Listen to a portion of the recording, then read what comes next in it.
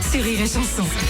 Et aujourd'hui, nous recevons dans la team du rire François Martinez, mon cher François. Bonjour. Alors aujourd'hui, tu as un coup de gueule à passer, me semble-t-il. Bah quand même.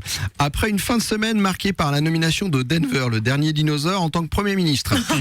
Le procès Mazan et ses accusés qui disent qu'ils sont pas responsables puisqu'un mari a l'usufruit du corps de sa femme. On a l'impression que leur avocat, il bossait chez Century 21. Bon.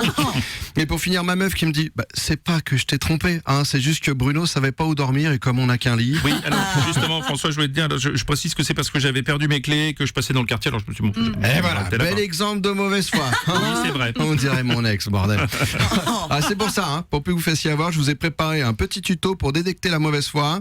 Et Bruno, tu vas m'aider, tu me dois bien ça. Hein, donc voici 3 trucs pour repérer une personne de mauvaise foi. Oui, tout à fait. Alors, numéro 1, la personne change constamment d'argument pour se justifier. On a le meilleur exemple avec notre président qui nous a baladé 50 jours en refusant de nommer un Premier ministre. D'abord parce que c'était la trêve olympique, puis c'était les vacances des Français, puis que c'était pour assurer la stabilité du pays, puis l'anniversaire de Brigitte, blablabla.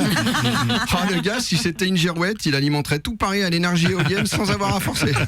C'est ça. Et il s'est même justifié en disant texto, alors c'est pas Rémi Marceau qui fait, c'est moi, croyez-moi que je fais tous mes efforts et les jours et les nuits et que je le fais depuis des semaines même si vous ne l'avez pas forcément vu.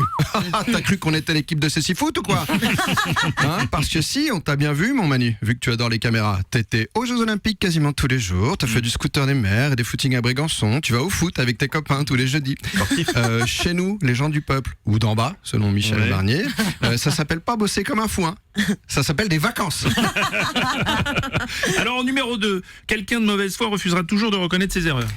Là, la palme revient à un chroniqueur qui, sur RMC, lors d'un débat sur comment rendre les parkings plus sécurisants pour les femmes, notamment avec de l'éclairage et de la musique, a dit, en toute détente, vraiment, heure d'écoute, c'est vrai, ça ferait un viol moins déplaisant avec les 4 saisons. Okay. Et quand on lui a dit que c'est odieux, il rétorque à sa coprésentatrice que si elle est premier degré, c'est pas de sa faute. Mon Dieu. Le gars, il chie pas la honte. En fait, c'est le tonton bourré qui te dit que si maintenant quand je dis oui, je suis misogyne, mais tous les hommes le sont, sauf les tapettes, c'est être homophobe, on peut plus rien dire. Alors oui, tonton, c'est homophobe, hein, et puis surtout, c'est pas de toi, mais de David Douillet en 98. C'est pas beau le plagiat.